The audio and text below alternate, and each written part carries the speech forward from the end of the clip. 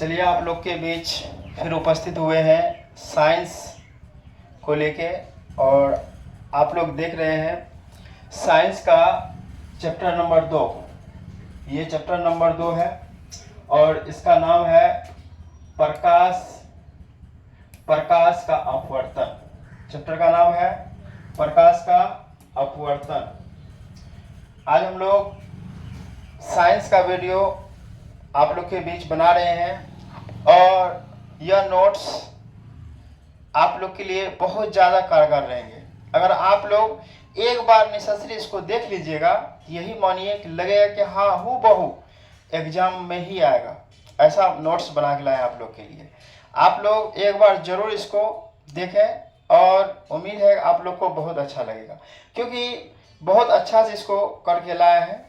क्योंकि मेहनत हर इंसान करता है लेकिन तरीका अलग अलग होता है, इसलिए हर इंसान तरीका को अपनाना चाहिए कि किसका तरीका कैसा है। तो इसलिए हम लोग भी चाहते हैं कि बेहतर से बेहतर वीडियो बना के आप लोग के बीच लाया जाए और आप लोग को दिया जाए ताकि आप लोग अच्छा स्कोर कर पाए। उम्मीद है इस बार ऑनलाइन वाले जितने भी बच्चे हैं जो देख रहे हैं उसका रिजल्ट बेहतर हो, ताकि आगे और ज़्यादा सक्सेस मिल सके, बच्चे को मिल सके, उसके साथ साथ टीचर को मिल सके। तो देखिए आज हम लोग कुछ साइंस का इंटरेस्टिंग चैप्टर लेकर आए हैं, जो कि ऐसा हम लोग समझेंगे कि लगेगा क्या हाँ लाइफ में ज़रूरी है ये सब चीज़। लाइफ ऑफ पार्ट मतलब हमारे लाइफ का ही पार्ट है ये सब।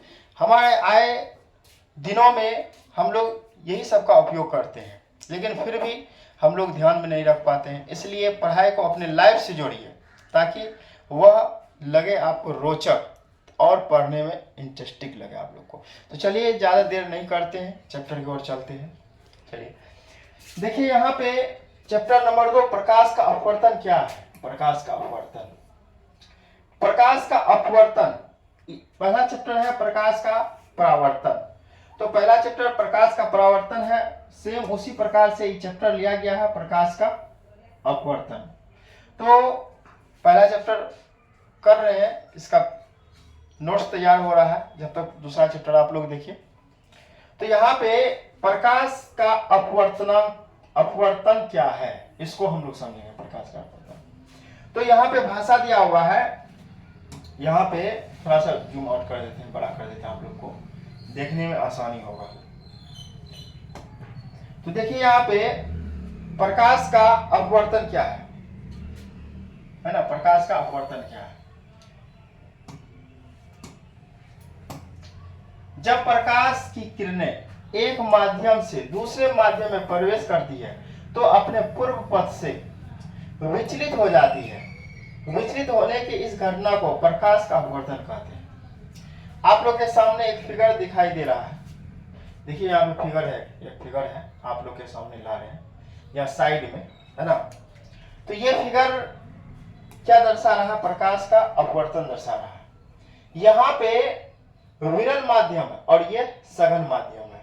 और ये फिगर जो देख रहे हैं आप लोग, ये फिगर ये एक दो माध्यम को बांटा हुआ और ये बीच में जो डाला गया ये अभिलंब है। जब प्रकाश की किरण एक माध्यम से दूसरे माध्यम में जाते हैं वह अभिलंब की ओर मुड़ जाती है। ये अभिलंब है, अभिलंब की ओर मुड़ जाते हैं। तो इस घटना को प्रकाश का अपवर्तन कहते हैं। अगर इसको हम लोग समझेंगे तो बहुत शॉर्ट में हम लोग समझ सकते हैं, बहुत शॉर्ट में। इसको एक बार फिगर हम बनाते हैं इसका, देखिए। तो ये फिगर बना रहे हैं।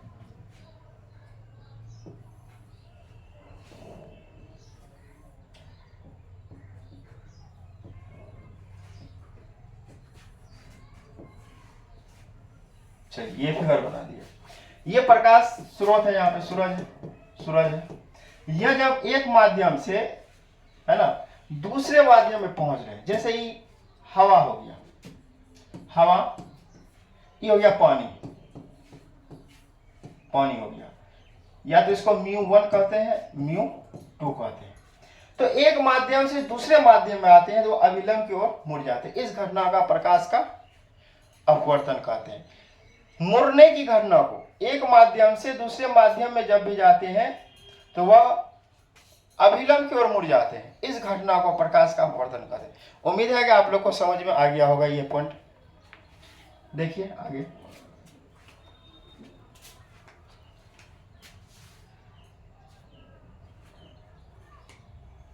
एक माध्यम होता है। ये माध्यम जैसे हम लोग जमीन पे चलते हैं, यहाँ पे जमीन है, बीच में पानी है, फिर क्या है, जमीन है। अगर यहाँ पे हम लोग दौड़ लगाते हैं यहाँ पे तो तेजी से निकल जाते हैं, लेकिन पानी में जब जाते हैं तो क्या होता है, स्पीड घट जाते हैं। जब स्पीड घटते हैं फिर बाहर निकलते, फिर स्पीड बढ़ जाता है। इसका स्पीड घटने का मतलब क्या है, वो अविलंब की ओर मुड़ना। क्या, अविलंब की ओर मुड़ना। चलिए आगे हम लोग बढ़ते हैं। अब इसी से संबंधित कुछ नियम, तो इसको हम लोग थोड़ा सा नोट्स में देख लेते हैं, इसका नियम क्या क्या है। थोड़ा सा नोट्स में इसको हम लोग देखेंगे, प्रकाश के अपवर्तन के नियम को।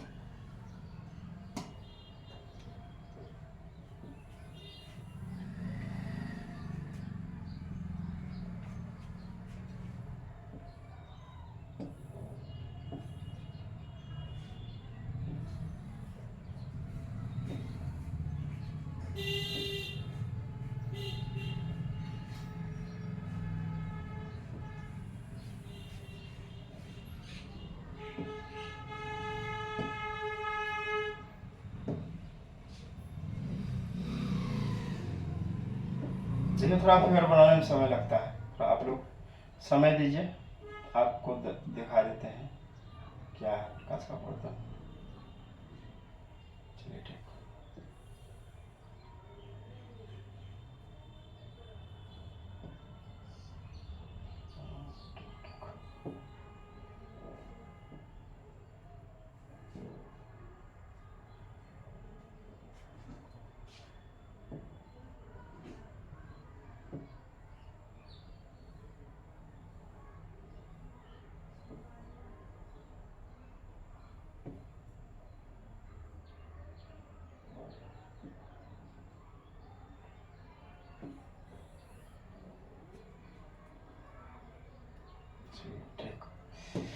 तो देखिए यहाँ पे कुछ मुड़ा हुआ नजर आ रहा है।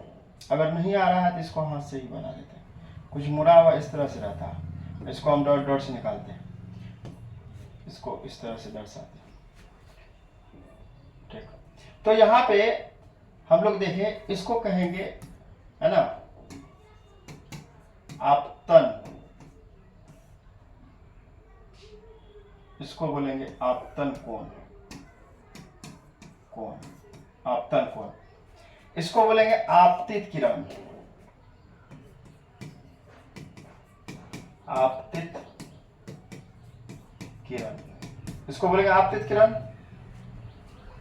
और ये R1 है ना, I इसको मान लेते हैं, I इसको R, और इसको बोलते हैं, इस किरण को बोल देते हैं, इसको अविलंब कहेंगे, अविलंब, अविलंब कहेंगे इसको। और इसको बोलेंगे हवा, हवा, इसको बोलेंगे जल, और इसको बोलेंगे आपतित किरण, किरण, किरण। इसको कहेंगे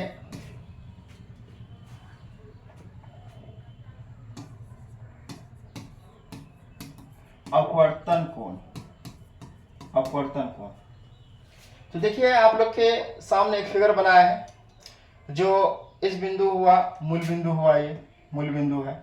यहाँ कोण बनता है I और R, यहाँ पे कोण I और R कोण बनता है। दो माध्यम में जब चलते हैं तो इस प्रकार से फिगर बनता है। इसका बहुत सारे उदाहरण है, देखते हैं हम लोग अभी इसको।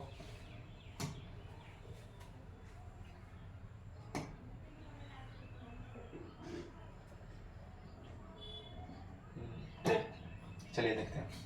अब यहाँ पे हम लोग थोड़ा सा जिक्र करते हैं, अपवर्तन सतह किसे कहते हैं। अपवर्तन सतह, अपवर्तन सतह क्या होता है, देखिए अपवर्तन सतह क्या होता है इसके बारे में थोड़ा सा ध्यान दीजिए। जिस सतह पर प्रकाश की किरणें आकर अपने ही माध्यम में लौट जाती है, उस सतह को अपवर्तक सतह कहा जाता है। मतलब जिस सतह यहाँ पे इस बिंदु पे आके, है ना, सीधा चला जाता है अपना ही पथ पे, उसे अपवर्तक सतह कहते हैं।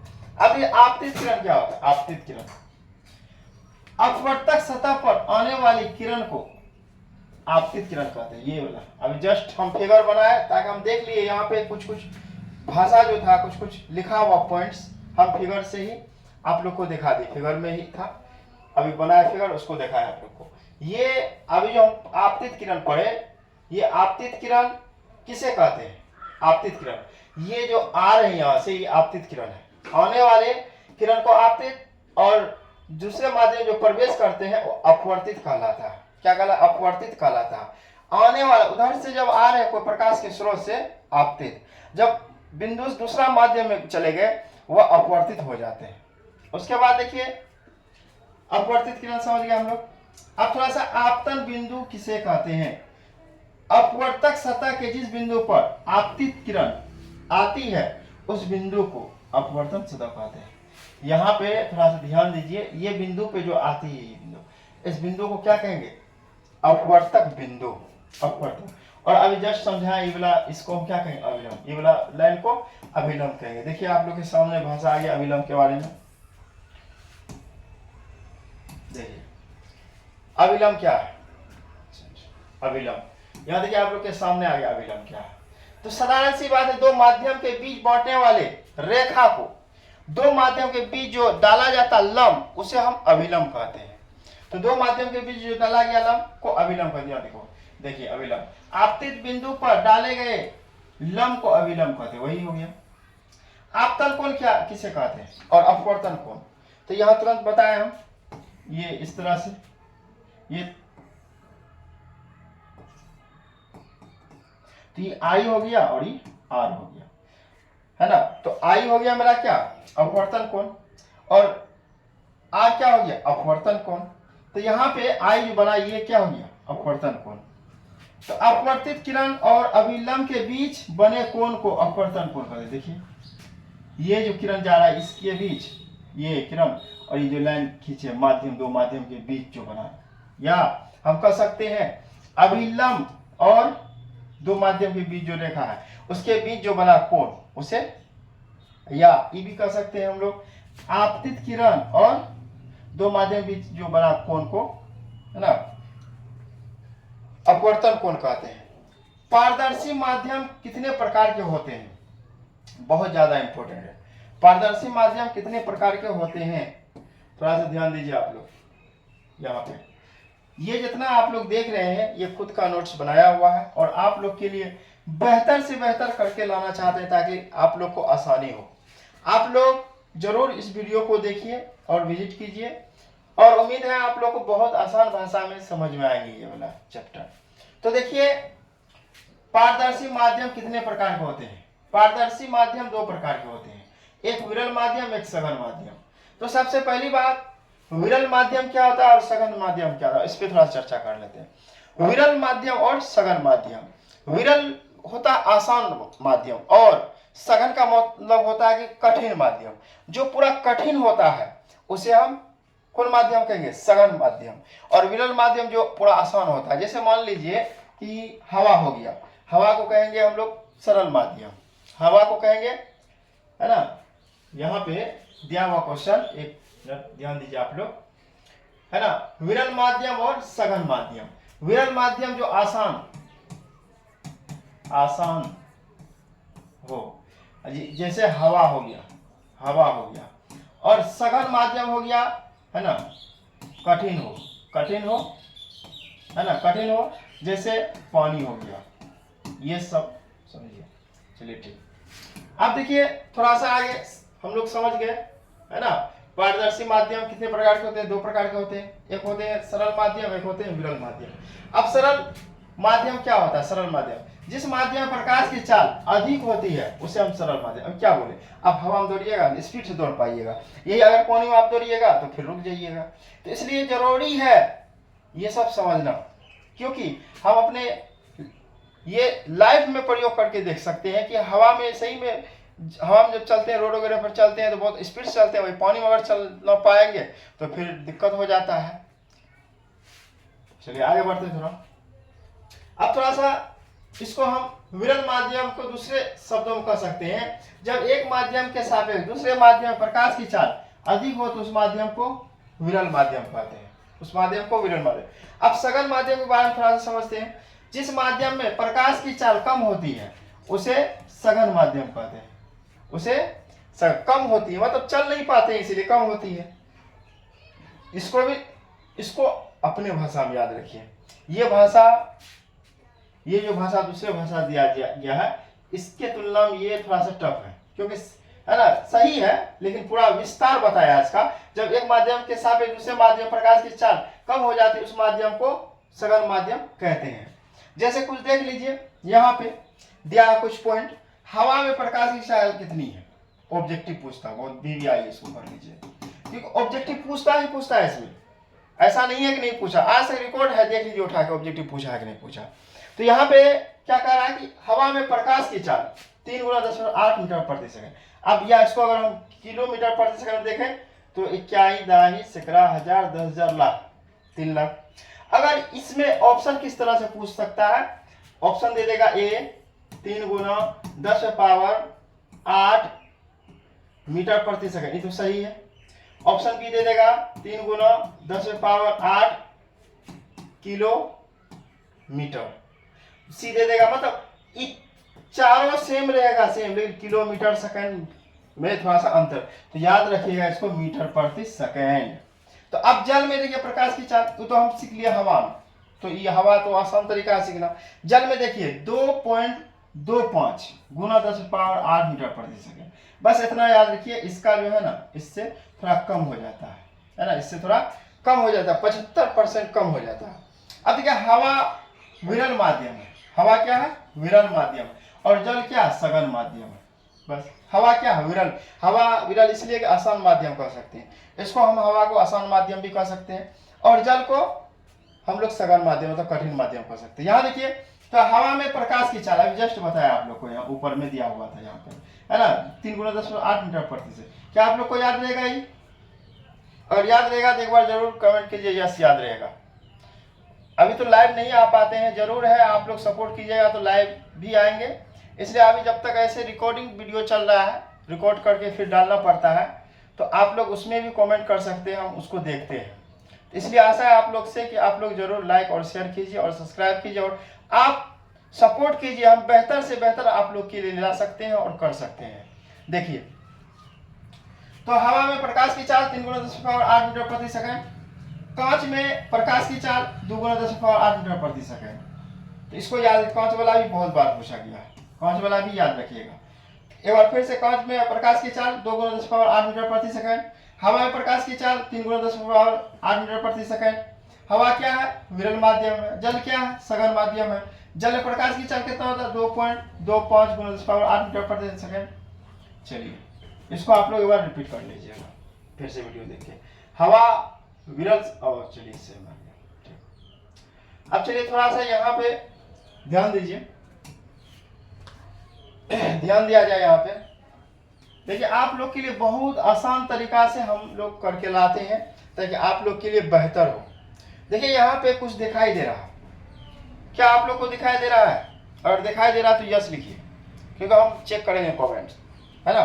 तो यहाँ दिखाई दे रहा है गिलास है, क्या है गिलास है, और गिलास में क्या होता है कि यहाँ अगर हम देखते हैं ना, रुपया यहाँ रहता है या कोई चीज लोहा का कोई सामान यहाँ रहता है, वो दिखाई देगा कहाँ, उठाओ ऊपर दिखाई देगा रहता है, लेकिन यहाँ पे, लेकिन दिखाई देगा यहाँ पे। क्यों?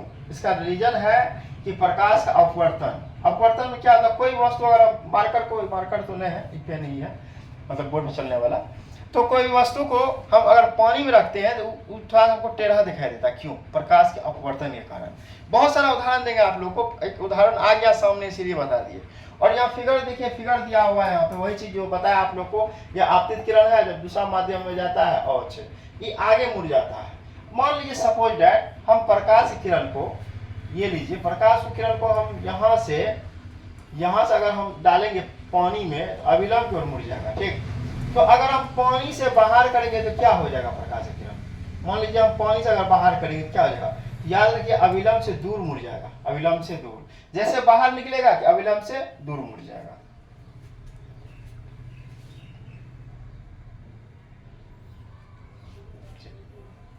तो ये आप लोग को समझ में आ गया। थोड़ा सा देखते हैं इसका भाषा क्या है।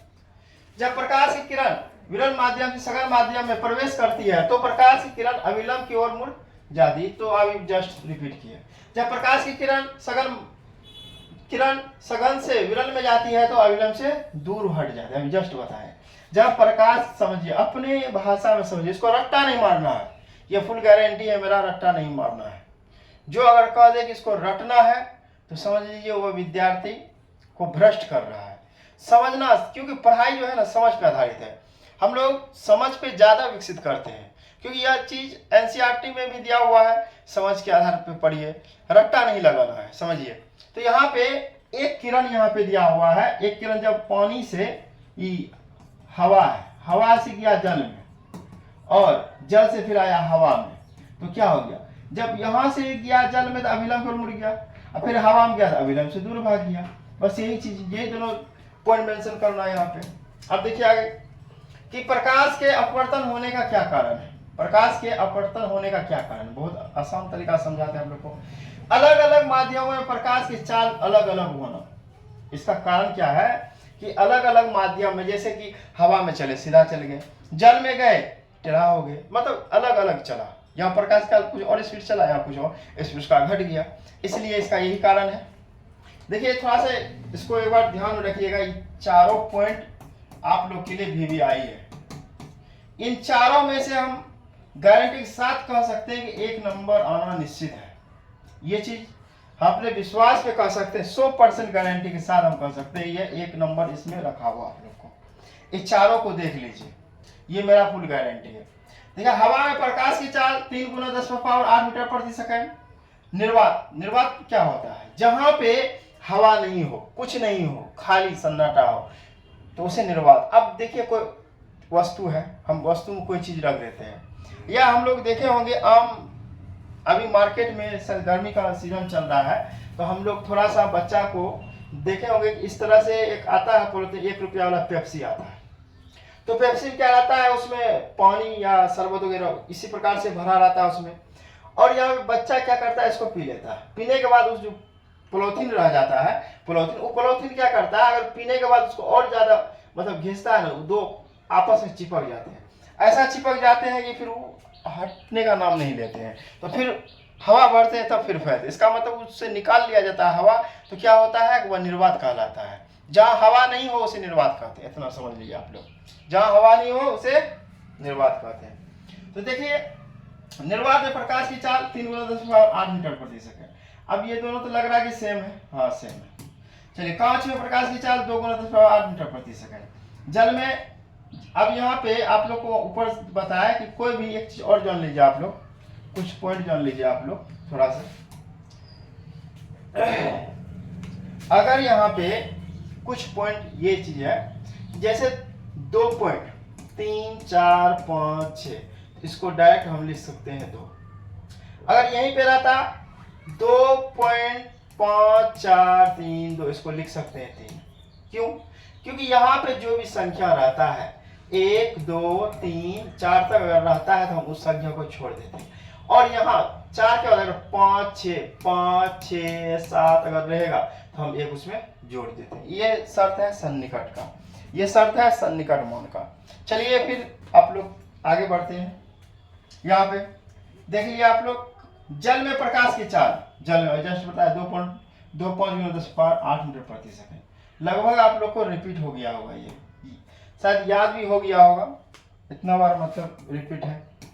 चलिए अब यहाँ थोड़ा सा ध्यान दीजिए। चलिए देखिए प्रकाश का अपवर्तन के नियम बहुत ज्यादा इंपॉर्टेंट है, इसको VVI कर लीजिए, VVI एग्जाम के लिए।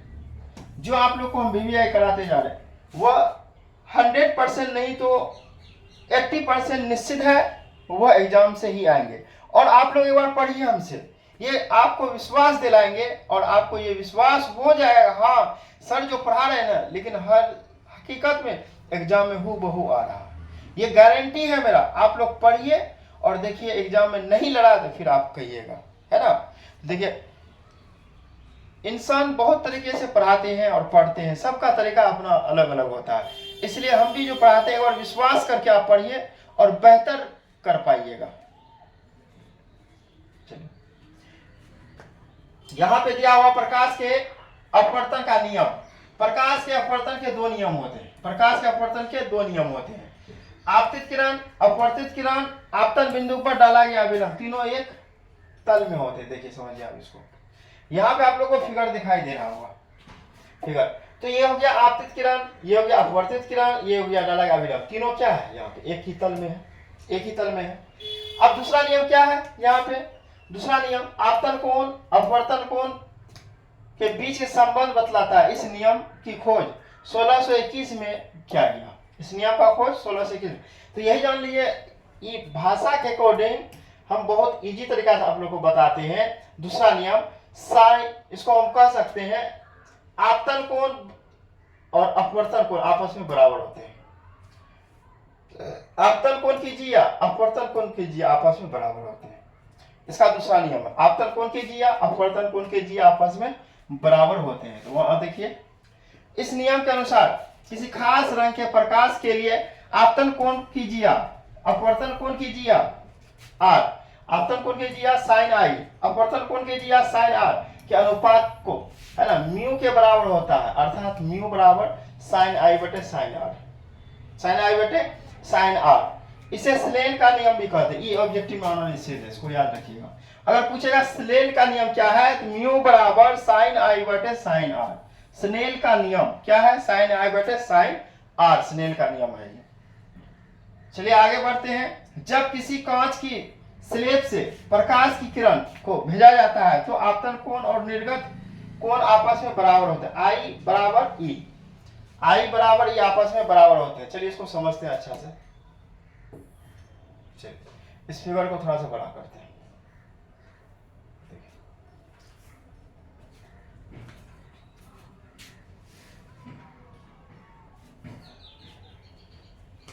देखिए यहां पे दिया हुआ है एक कांच का स्लेब दिया हुआ, कांच का स्लेब।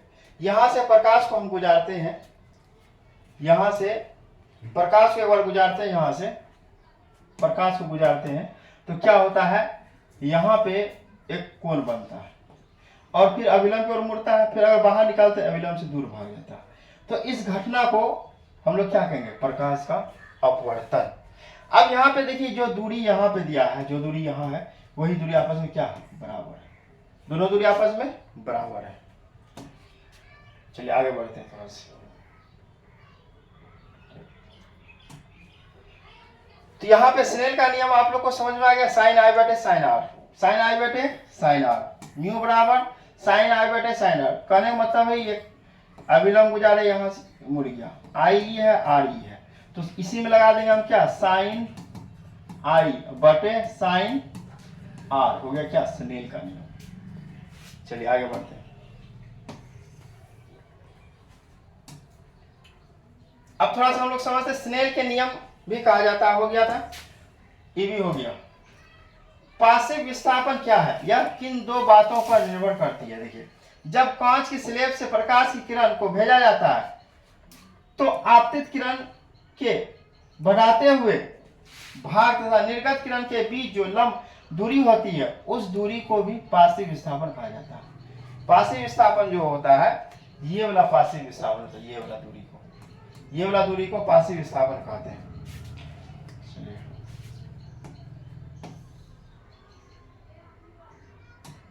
अब देखिए, हम लोग कुछ निम्नलिखित बातों पर ध्यान रखेंगे। यह निम्नलिखित बातों पर निर्भर करता है। सबसे पहले यह कांच स्लेब के मोटाई का सीधा समानुपाती होता है। दूसरा, यह आपतन कोण का सीधा समानुपाती होता है। यह आपतन कोण के बढ़ाने से बढ़ता है, आपतन कोण के बढ़ाने से बढ़ता है। तो कुछ इंपोर्टेंट अपवर्तनांक आप लोग के बीच लाए हुए हैं, इसको थोड़ा याद कर लीजिएगा, क्योंकि इनमें से दो कंफर्म है आना, 2 नंबर कंफर्म ऑब्जेक्टिव, 2 ठोक पूछ देगा। इसको वीवीआई कर लीजिए आप लोग, वीवीआई कर लीजिए, वीवीआई इसको कर लीजिए। देखिए, हवा का अपवर्तनांक कितना होता है? 1 होता है। बर्फ का क्या होता है? बर्फ का 1.31। पानी का होता है 1.33। अल्कोहल का होता है 1.36। बेंजीन का होता है 1.50। क्राउन कांच का होता है 1.52। फिलॉन का औसत होता है 1.65, कार्बन डाइसल्फाइड का होता है 1.68, नीलम का होता है 1.77, रूबी का होता है 1.71, तारपीन तेल का होता है 1.72। तो इस सबको थोड़ा सा आप लोग देख लीजिए, क्योंकि अपवर्तनांक को बढ़ाने से बढ़ता है या अपवर्तनांक के बढ़ाने से बढ़ जाता है। इसको आप लोग एक बार देख लीजिएगा, क्या कि अपवर्तनांक का मान है। और मेन तो छूट गया, जो मेन एग्जाम में बार बार पता नहीं क्या हो गया है ना, बिहार बोर्ड वाला को कितना लगाव है इस चीज का कि बार बार इसके बारे में पूछ लेता है। इससे बहुत ज्यादा लगाव है बिहार बोर्ड को, है ना, कहीं भी रहता है उठा पुठा के पूछ लेता है हीरा का अपवर्तनांक कितना है। तो इसको ऐसे हंसते हुए याद रखिएगा, है ना, 2.42। चलिए आगे बढ़ते हैं। थोड़ा देखिए, आप लोग के सामने कुछ तरंगदैर्घ्य है, आप लोग के सामने कुछ तरंगदैर्घ्य है। तो नोट में याद रखिएगा, एक एंगस्ट्रम बराबर होता है 10⁻⁻10 मीटर। एक एंगस्ट्रम बराबर होता है 10⁻⁻10 मीटर। देखिए यहाँ पे, यह तरंगदैर्घ्य का व्युत्क्रमानुपाती होता है। तरंगदैर्घ्य का व्युत्क्रमानुपाती होता है। व्युत्क्रमानुपाती मतलब होता है उल्टा, और समानुपाती मतलब उसके समान। चलिए देखिए, रंग है इधर, तरंगदैर्घ्य है। तो आप लोग जल्दी से बताइए, हम लोग पहला चैप्टर कवर करेंगे, इससे संबंधित ये वाला है। तो तरंगदैर्घ्य जो होता है, देखने की क्षमता हम लोग की, तरंगदैर्घ्य जो होता है, तो सबसे ज्यादा तरंगदैर्घ्य किसका होता है? तो यहाँ देख रहे हैं सबका सबसे ज्यादा तरंगदैर्घ्य, है ना, किसका? लाल का होता है। कितना होता है? 69,000 एंगस्ट्रम से 6900 एंगस्ट्रम से 7500 एंगस्ट्रम तक होते हैं। और सबसे कम किसका होता है? बैगनी का होता है। बस यही दो चीज पूछता है, सबसे अधिक किसका और सबसे कम किसका, है ना। और जामुनी का 45, नीला का 48, हरा का 5400, पीला का 5800, नारंगी का 6000। इस प्रकार से ये दर्शाया गया। बस इतना याद रखिएगा। एक क्वेश्चन ये पूछ लेता है कि खतरे का निशान लाल रंग का क्यों होता है? क्योंकि उसका तरंगदैर्घ्य अधिक होता है, इसलिए खतरे का निशान लाल रंग का होता है। ऑटोमेटिक देखिए, कभी कभी हम लोग कहीं जाते हैं तो कोई भी अगर रंग रहता है, हम लोग को फोकस हो जाता है लाल में तुरंत। क्यों? क्योंकि हम लोग देखते हैं ना कि लाल रंग जो है तुरंत दिखाई दे देता है, क्योंकि उसका तरंगदैर्घ्य सबसे अधिक होता है। और सबसे कम क्या किसका होता है तरंगदैर्घ्य? सबसे कम होता है बैगनी का तरंगदैर्घ्य। चलिए आगे, कुछ पॉइंट दिया हुआ है। आज थोड़ा क्लास लंबा चलेगा, आप लोग घबराइएगा नहीं और पढ़ते रहिए आप लोग। देखिए यहाँ पे कुछ लिखा हुआ है, कुछ पॉइंट। लॉर्ड रेलन ने बताया कि जिस रंग का तरंगदैर्घ्य सबसे कम होता है उसका विचलन प्रकीर्णन सबसे अधिक होगा। किसने बताया? लॉर्ड रेलन ने बताया। बैगनी रंग का विचलन सबसे ज्यादा होता है क्योंकि इसका तरंगदैर्घ्य सबसे कम होता है। विचलन मतलब कोण, वो जो फैलने की क्षमता, लाल की कम और बैगनी की अधिक। लाल रंग का विचलन सबसे कम होता है क्योंकि इसका तरंगदैर्घ्य सबसे अधिक होता है। जिसका तरंगदैर्घ्य अधिक होगा उसका विचलन कम होगा, जिसका विचलन अधिक होगा उसका तरंगदैर्घ्य कम होगा। इस उल्टा है इसका। चलिए देखिए, अपवर्तनांक क्या है? देखिए अपवर्तनांक आ गया। अभी जो हम जस्ट ऊपर बताए थे, अभी बताए थे हीरा का, है ना, हीरा का अपवर्तनांक क्या होता है? 2.42। आप लोग को बोले नहीं, बोला बहुत बार पूछता है, इसलिए आप लोग दिमाग में बैठा लीजिए इसको। तो अपवर्तनांक क्या है, इसके बारे में हम लोग समझते हैं। अपवर्तनांक के बारे में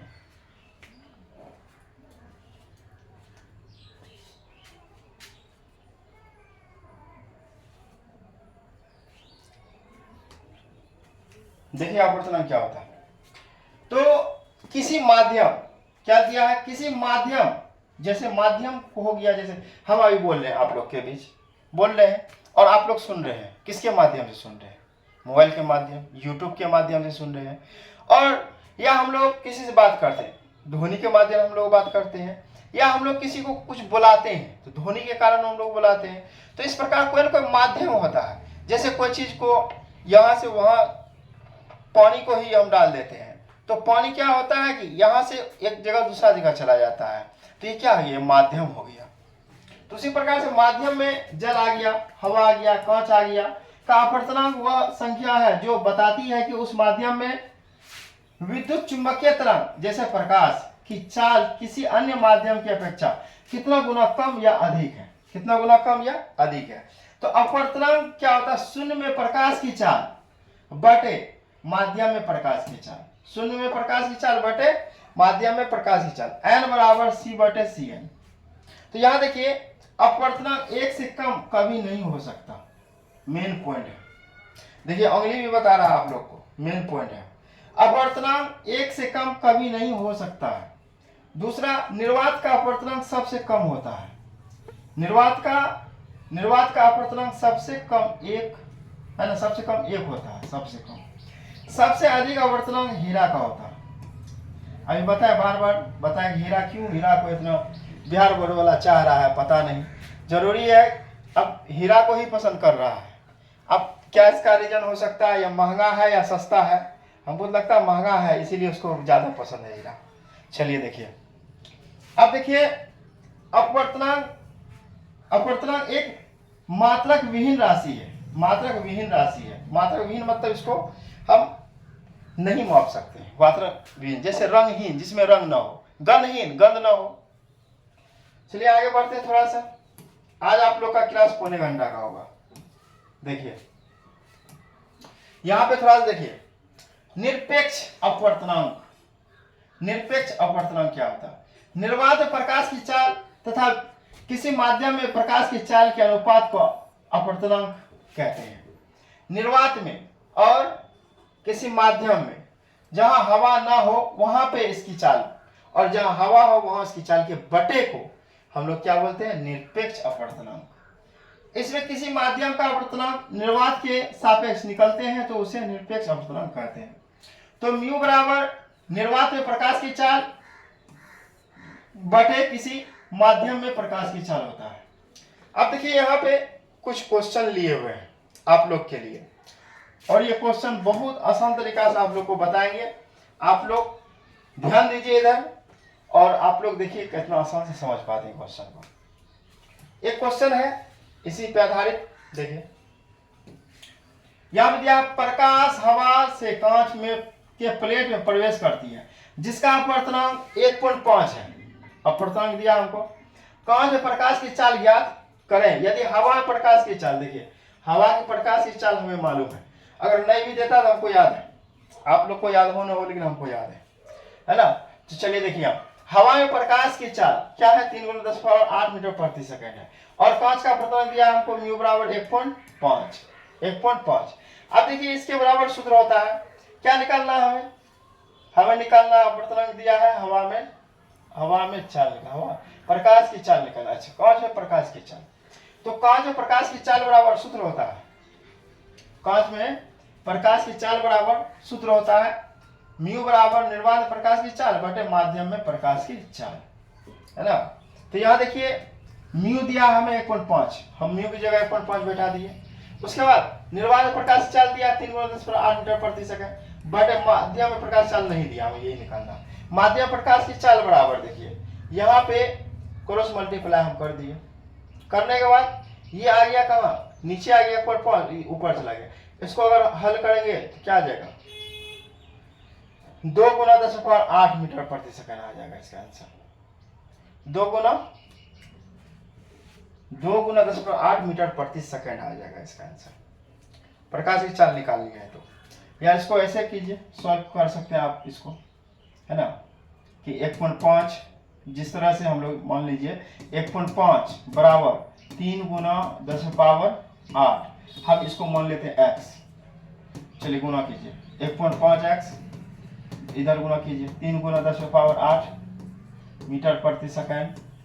अब x का मान जैसे हम निकालेंगे तो 3 × 10⁸ मीटर प्रति सेकंड, और यहाँ पे 1.5 दिया है। इसको कटाएंगे, कटाने के बाद इसको 15 है, इसको हल करेंगे। अगर 3 बटे 1.5 ऊपर उड़ाएगा, ऊपर जाएगा 10, तो 30 बटे 15, 15 दूनी 30। देखिए इसको हल करेंगे तो यहाँ पे पॉइंट को इसको रहने दिए, क्या इसको कहा है हम छेड़छाड़ करेंगे, ये जो है वही है। हम 3 बटे 1.5 ले लिए, तो पॉइंट उड़ाया तो पॉइंट का आ गया 1 तो अंक है तो 0, तो 3 दूनी 30 बटे 15, 15 दूनी 30, तो आ गया यहाँ पे 2 × 10⁸ मीटर प्रति सेकंड। चलिए आप लोग को अब तो दिक्कत नहीं होगा, यहाँ पे थोड़ा सा लग रहा था कि आप लोग को थोड़ा सा कंफ्यूज पैदा करेगा, इसलिए हम कंफ्यूज को दूर कर दिया। चलिए आगे बढ़ते हैं हम लोग थोड़ा सा, यहाँ पे समझते हैं आपेक्षिक अपवर्तनांक क्या है। आपेक्षिक अपवर्तनांक,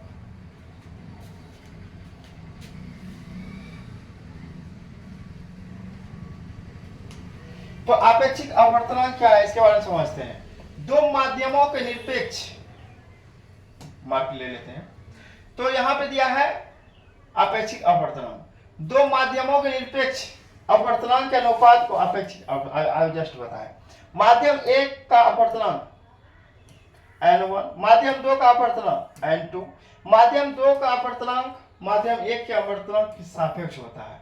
तो यहां हम लिख सकते हैं n21 बराबर n2 बटे n1, या हम लिख सकते हैं n क्या, ई क्या, दो हो गया है ना, माध्यम एक। इस तरह से भी हम लोग म्यू म्यू टू लिख सकते थे, है ना। तो दो माध्यम एक अपवर्तनांक, दो माध्यम एक अपवर्तनांक, दो हो गया माध्यम, एक हो गया अपवर्तनांक। आप लोग समझ गए होंगे। अब देखिए ये क्वेश्चन बहुत ज्यादा वीवीआई है, वीवीआई कर लीजिए आप लोग। ये क्वेश्चन भी इस बार आना निश्चित है। आप लोग को जो हम वीवीआई कराते जा रहे हैं ये 100% आएगा। एक विश्वास करके आप लोग पढ़िए, जो वीवीआई करा रहे हैं वो आना ही आना है जो हम बोल रहे हैं। क्यों कि आप लोग क्वेश्चन बैंक उठाइए और देखिए एक तरफ से पिछले साल का, अगर नहीं है पूछा है तब कहिए हमको आगे, यहाँ सर आप बेकार बता रहे हैं। तो आना ही आना है, इसलिए जो चीज को हम बताते हैं उसको गौर कीजिए थोड़ा सा। देखिए यहाँ पे हीरे का अपवर्तनांक 2.42 है, इसे आप क्या समझते हैं, अभी जस्ट बताया हीरे का।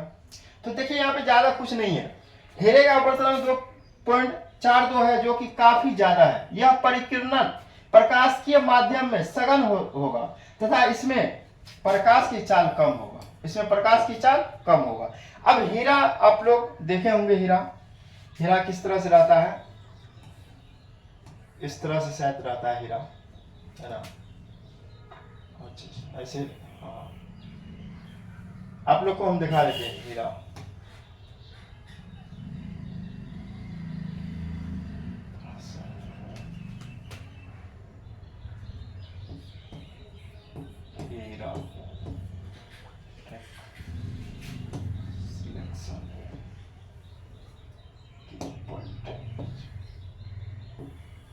चलिए आप लोग को दिखा देंगे हीरा।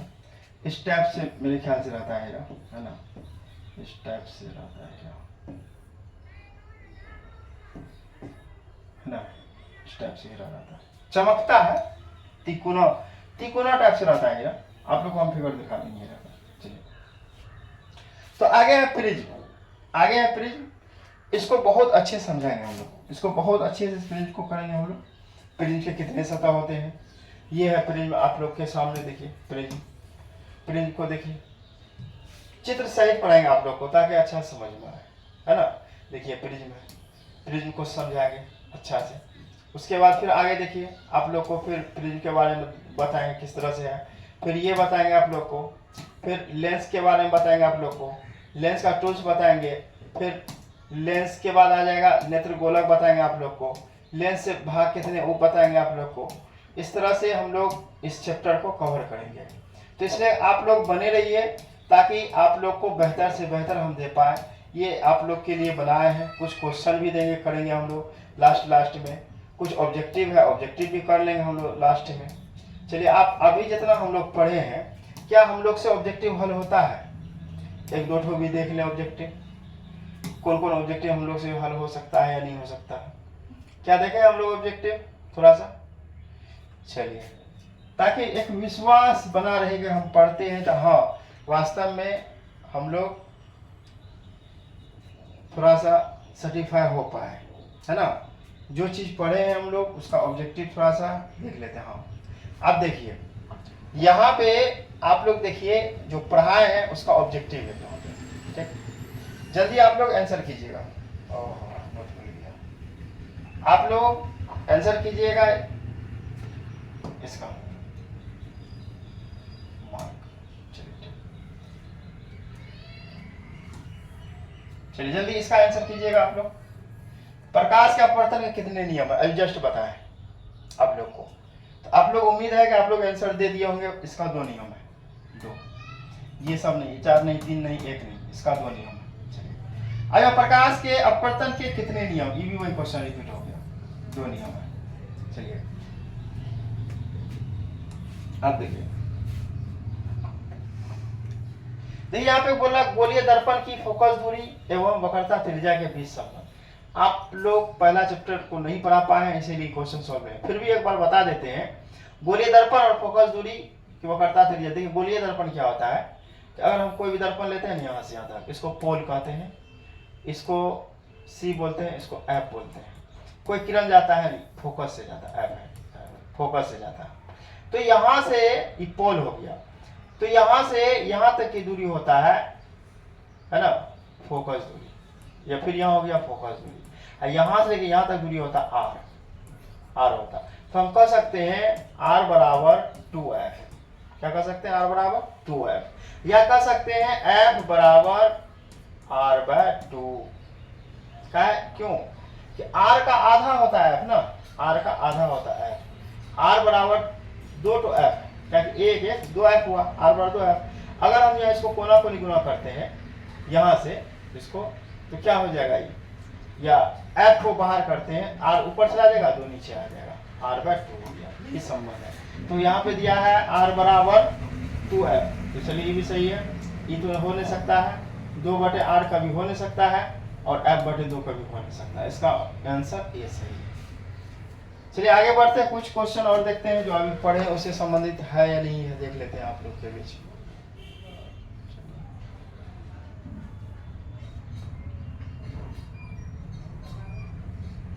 ऊपर चलते हैं, तब हम लोग को क्वेश्चन मिलेगा।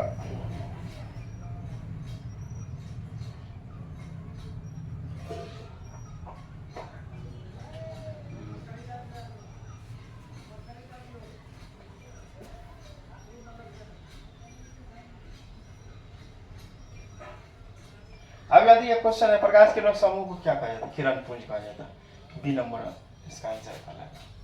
देखिए ये आप लोग के लिए लाए है ना, लेंस है, ये सब अभी सब नहीं पढ़ा है, इसीलिए सॉल्व नहीं हो रहा।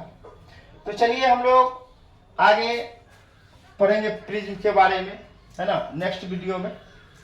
अगर आप लोग का व्यूज अच्छा गया इस वीडियो का, साइंस का, तो समझ लेंगे कि हाँ बच्चे सब उत्सुक है पढ़ने के लिए। अगर व्यूज अच्छा नहीं गया तो फिर हम मैथ जो पढ़ाते थे मैथ ही पढ़ाएंगे, क्योंकि ऑल ओवर पढ़ाना संभव नहीं है। तो कोई एक विषय पे काम करना ज़्यादा अच्छा रहता है। अगर आप लोग थोड़ा सा सपोर्ट करते हैं तो थोड़ा सा हिम्मत मिलता है पढ़ाने में, इसलिए आप लोग जरूर सपोर्ट कीजिए। कल हम लोग पढ़ेंगे प्रिज्म के बारे में, कल प्रिज्म के बारे में हम लोग पढ़ेंगे। प्रिज्म क्या है, कितने सतह होते हैं, क्या होते हैं, इससे भी 1 नंबर का आता है क्वेश्चन। एकदम बेहतर तरीका से हम लोग समझेंगे प्रिज्म के बारे में। चलिए, थैंक यू फॉर वॉचिंग।